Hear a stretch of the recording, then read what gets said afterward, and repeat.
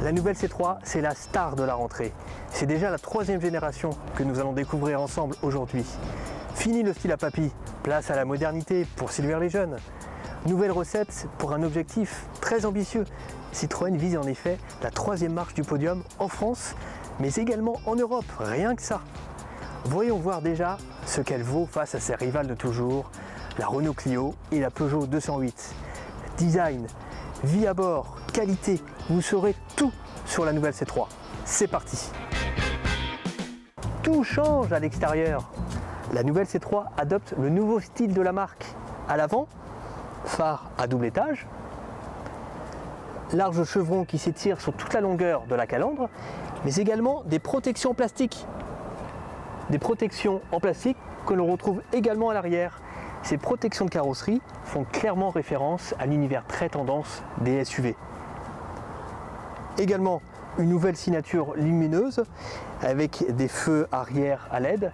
Ils sont un peu massifs, mais la signature 3D est vraiment sympathique. La nouvelle C3 ne fait pas la passe sur la personnalisation. Sur ce modèle par exemple, on a un toit rouge, de nombreux rappels de couleurs au niveau des rétroviseurs, des anti-brouillards et des air bumps. Et oui, car la nouvelle C3 profite également de ces fameuses protections que vous avez déjà vues sur le C4 Cactus. À côté, la 208 et la Clio font nettement moins originales que la C3. Le style est plus classique, les lignes plus tendues, malgré les restilages récents. Bref, style ludique ou dynamique, c'est à vous de choisir. Bienvenue dans la nouvelle C3. À bord, la première impression est vraiment positive. La position de conduite est bonne, les sièges sont confortables, il y a de nombreux rangements et en plus, il y a même une fixation isofix pour installer un siège bébé sur la place avant, ce que n'offrent pas ces deux autres rivales. La planche de bord est traitée à l'horizontale, tout est symétrique.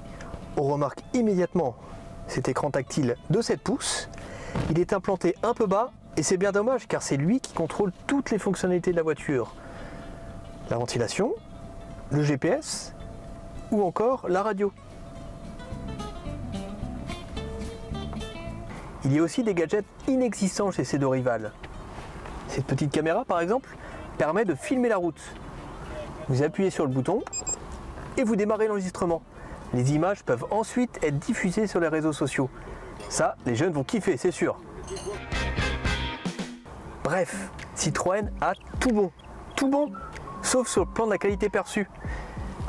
Les plastiques sont trop durs à l'intérieur. Et en plus, ils côtoient des éléments plus qualitatifs, comme ces poignées de porte. Le résultat n'est pas assez homogène. Et sur ce point, la C3 est loin d'égaler le niveau de finition d'une 208. Même constat dans la Clio, qui a bien progressé depuis le restylage. À l'arrière, on est mieux installé que dans l'ancienne C3. La place aux jambes est un peu juste. Cela dit, c'est pas si mal pour une citadine de moins de 4 mètres. Sur ce point, les Clio et 208 ne font pas mieux. Le coffre est vraiment spacieux pour ranger une valise ou des objets du quotidien. Par contre, la C3 souffre du même défaut que ses deux rivales. Le seuil de chargement est un peu haut et cela est vraiment pénalisant pour charger des objets lourds, comme ce pack d'eau par exemple.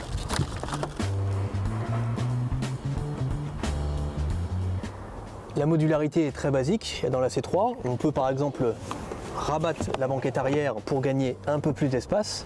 Par contre, il n'y a pas de plancher plat par exemple. C'est également le cas dans la Clio et les 208. Mais bon, c'est pas forcément un point faible sur le segment des citadines.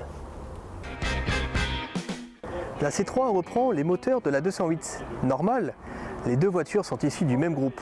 D'ailleurs, elles partagent la même plateforme. Par contre, il y a moins de chevaux sous le capot de la C3.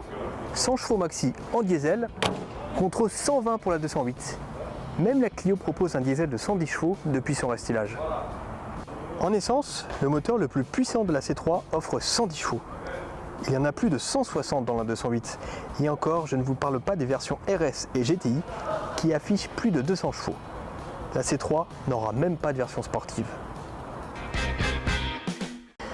Cette nouvelle C3 est une bonne surprise. Nous, elle nous a bien plu pour son côté ludique et on est persuadé qu'elle a de sérieux atouts pour plaire aux jeunes, à condition que les prix ne soient pas trop élevés. car la personnalisation, ça coûte cher. Par exemple, le toit rouge ou les air bump seront réservés uniquement à la version haut de gamme. Reste maintenant à savoir ce qu'elle vaut sur la route.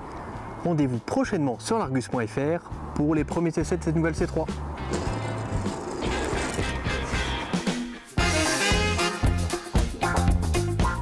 Vous pouvez par exemple rabattre la banquette arrière pour gagner un peu plus d'espace. Putain, attends, cette ceinture me fait chier.